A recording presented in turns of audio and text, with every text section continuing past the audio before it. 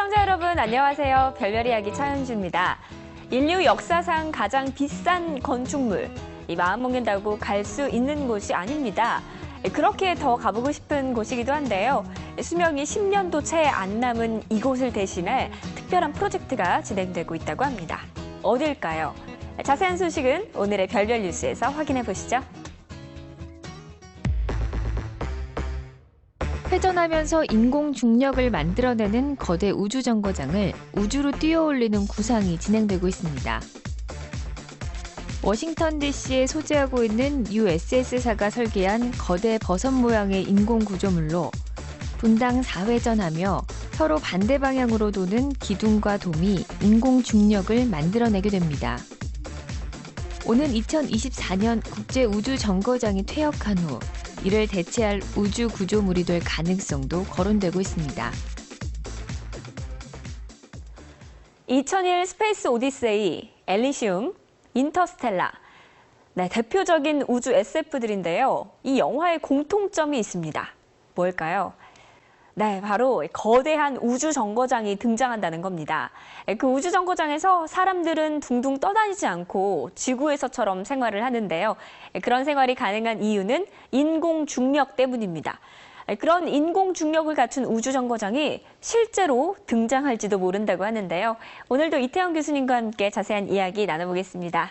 네, 교수님 안녕하세요. 네, 안녕하십니까. 네, 기존 우주정거장에서는 뭐 지구처럼 생활하지 못했었잖아요. 네, 현재 우주정거장 ISS라고 하죠. 네. 우리 가끔가다 그 TV 통해서 보면은 거기 사람들이 붕붕 떠 있는 그런 모습을 보게 되죠. 그렇죠. 기본적으로 우주정거장은 지구를 돌고 있습니다.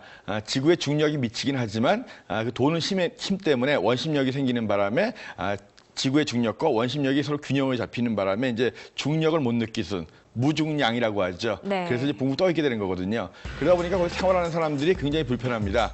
이 신체적으로 중력에서 살던 사람들이 네. 중력을 못 느끼는 곳에 가니까 뼈도 약해지고 여러 가지 이제 건강상의 문제가 되기 때문에 이 우주정거장에서 오랫동안 있으면은 상당히 지구에 적응하기 어렵다. 그렇죠. 그래서 우주정거장에서 오랫동안 활동을 하기 위해서는 중력이 필요하다. 아니 그러면 이 중력을 인공적으로 만들 수는 있는 건가요? 그래서 중력은 결국 잡아당기는 힘이에요. 네. 우리가 땅이 잡아당기기 때문에 땅에 서 있는 거잖아요. 뭔가 잡아당기는 힘을 만들면 됩니다. 그게 바로 뭐냐면 우주정거장을 돌려주는 거예요. 그래서 돌려주면 원심력이 생기죠. 네. 원심력이 생기면 결국은 바깥쪽으로 발을 기대게 됩니다. 만약에 원통형이라고 한다면 원통 바깥쪽으로 다리 당겨지기 때문에 그쪽을 놓고서 걸을 수가 있는 거죠. 네. 그래서 인공 중력이라고도 이야기할 수 있지만 결국은 이 우주정거장을 돌리면서 원심력을 만들어주고 그 원심력으로서 사람들이 그 우주정거장 안에서 걷게 만든다는 거거든요.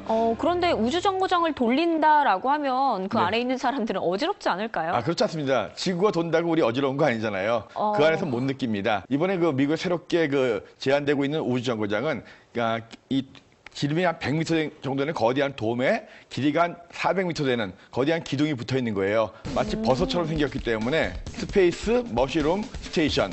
귀엽네요, 이름도. 예, 그래서 우주 버섯 정거장. 네. 이렇게 이제 이름이 붙였는데요. USS라는 그 미국의 이제 미국 스페이스 스트럭처라는 그 회사에서 설계도를 갖다 공개했습니다. 굉장히 거대한 그런 우주 정거장이 되겠죠. 그래서 이 버섯 모양의 정거장을 만드는 데는 30년 정도의 시간이 걸리고 이것이 이제 분당 4회전 정도를 합니다. 그래서 이 머리, 돔 부분하고 기둥이 반대로 돌면서 서로 반대의 원심력이 생기는 거죠. 네. 그래서 이 돔 쪽에 사람들이 거주하게 된다면 지름이 100m쯤 되니까 그럼 거의 이제 운동장만 한 거잖아요. 예. 그 운동장의 바깥쪽으로 이제 발을 딛고 이제 움직이는 거거든요.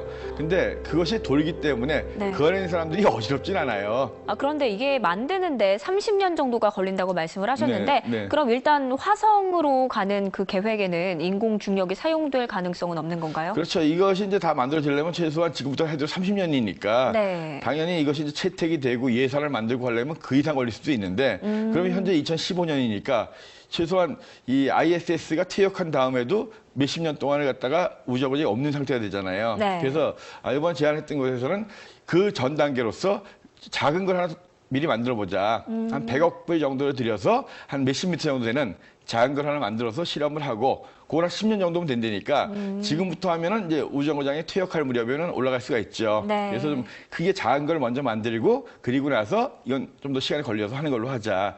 근데 만약에 지금 현재 국제우주정거장 이외에는 중국이 계획하고 있는 천궁 우주의 궁이죠. 네. 천궁이라고 하는 중국의 우주정거장 계획이 있어요. 현재는 무인으로서 중국의 천궁이 돌고 있는데 네. 이것이 이제 2020년대가 되면 중국이 유인 우주정거장을 갖게 되거든요. 네. 그렇다면 중국이 이것이 그 사이에 갭이 생긴다고 한다면 중국만이 유일하게 우주정거장을 갖고 있는 그런 나라가 될 수도 있습니다.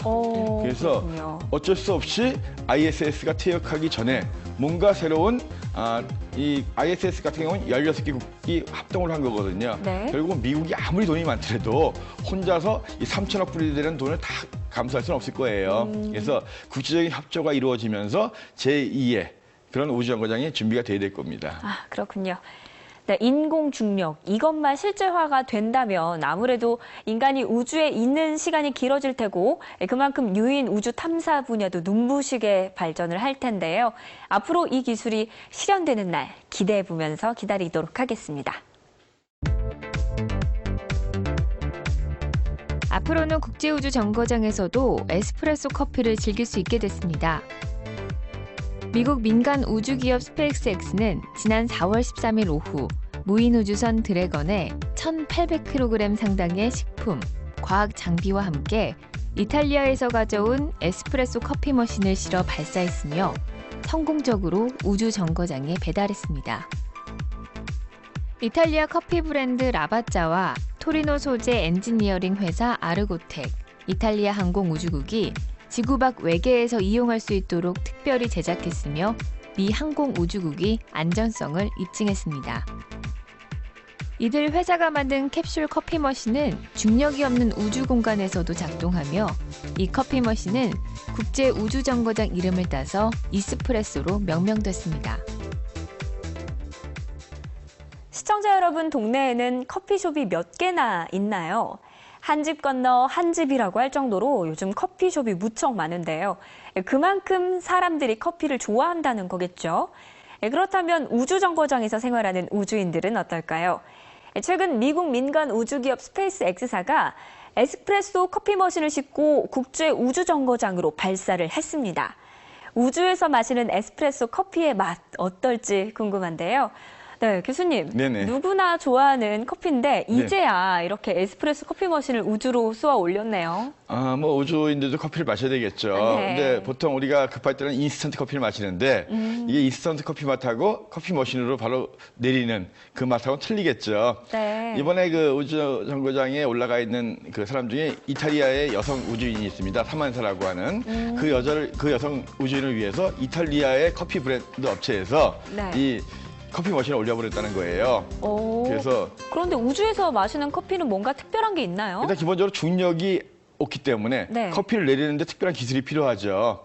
우리가 커피를 내릴 때는 중력으로 물이 밑으로 내려오는 거 아니에요. 그렇죠. 중력이 없는 상태에서 이 커피를 내리는 거기 때문에 특별한 기술이 필요합니다. 그래서 그런 기술이 또 나름대로 특허를 얻었고, 그래서 이번에 그 사만사라고 하는 이탈리아의 여성 우주인을 위해서 이탈리아의 커피 메이커에서 이 우주정거장에 쓸 수 있는 커피 머신을 갖다가 올려보냈다. 그래서 덩달아 같이 있는 분들도 맛있는 그 원두 커피의 맛을 갖다가 이제 느낄 수 있는 그런 기회가 된 것 같습니다. 이번에 그 미국 스페이스 X라고 하는 민간 항공사에서 이 우주선을 띄운 거거든요. 네. 펠콘 로켓에다가 이제 그 드래곤이라고 하는 우주 화물선이죠. 여기다가 이제 한 1.8톤 정도 되는 그 우주정거장에 쓸 수 있는 물자들과 같이 올린 거거든요. 그래서 무사히 발사 성공이 됐고, 근데 이번 발사에는 또 하나 이제 의미가 있는 것이 그 스페이스 X사에서 그 1단 로켓을 재활용하기 위해서 이 분리된 다음에 일단 로켓이 다시 무사히 착륙시켜서 네. 다시 재활용하겠다 이런 계획으로 계속 실험을 하고 있는데 이번이 이제 발사하면서 세 번째 실험을 같이 또 했어요. 그래서 정확한 위치에 내려오는 거. 그래서 맨 처음에 실험했을 때는 와가지고 무게가 안 맞아서 쓰러졌죠 앞으로. 그리고 두 번째 실험했을 때도 너무 큰 충격 때문에 땅에 이제 사뿐히 내려앉아야 되는데 네. 쾅 충돌하는 바람에 결국 재활용이 안 됐고. 그런데 이번에 사뿐히 잘 내려앉은 거군요? 아니에요. 아니에요? 이번에도 역시 정확히 위치에는 왔는데 역시 또 이 속도 조절이 안 돼가지고 충돌하는 바람에 재활용은 어려울 것 같다는 이런 얘기가 나오고 있습니다. 그래서 네. 문제는 뭐냐면 이 떨어지는 로켓을 갖다가 정확히 위치에 사뿐히 앉혀야 되니까 역추진을 해야 되겠죠. 네. 중력의 반대로. 그런데 이것이 정확히 조절이 안 되기 때문에 위치는 정확히 맞췄지만 역시 충돌을 해가지고 재활용은 힘들 것 같다. 그래서 스페이스X에서 이걸 재활용하려고 계속적으로 애를 쓰고 있거든요. 네. 만약에 1단 로켓이 재활용된다 그러면 한 10분의 1 정도 금액으로 로켓을 다시 올 수 있기 때문에. 그러게요. 예, 그래서 이번에도 그거는 실패한 것 같아요. 근데 그렇지만 드래곤 우주선은 무사히 발사가 됐고, 네. 그래서 이 커피 머신을 싣고서 이 우주정거장으로 이제 도착을 했고, 그래서 아마 이번 주부터는 이 우주인들이 이 에스프레소 커피를 갖다 직접 내려서 마실 수 있을 것 같습니다. 그러니까요. 이 커피 한 잔의 여유를 우주인들에게 선물한 셈인데 네네. 그런데 우주에서 커피를 마신다면 지구에서 마시는 것과 커피의 맛이 좀 차이가 있을까요? 저도 안 마셔서 모르겠는데요. 네. 기본적으로 마시라고 하는 것은 이제 커피에다가 이제 그 어떤 물을 내려가지고 이제 하는 거기 때문에 맛은 특별히 뭐 틀릴 수 없을 것 같긴 한데 다만 그만큼 귀한 거잖아요. 네. 우리가 얼마나 이게 희소성이 있기 때문에 우리가 정말 며칠 동안 굶었다가 밥을 먹으면 굉장히 맛있겠죠. 그렇죠. 그래서 전혀 기대 안 했던 우주형 정거장에서 마시는 에스프레소의 맛. 아마 느낌상 심리적으로 지구에서 마시는 것보다는 아마 몇 배는 더 맛있지 않을까. 맞아요. 물리적으로는 거의 똑같겠지만 실제로 심리적으로 느끼는 맛은 상당히 좋을 것 같습니다. 네, 맞습니다. 우주에서 그 수많은 별들을 보면서 무중력 상태에서 즐기는 그 커피 한 잔. 그 여유는 얼마나 또 아름다울까요? 상상만으로도 기분이 좋아지네요.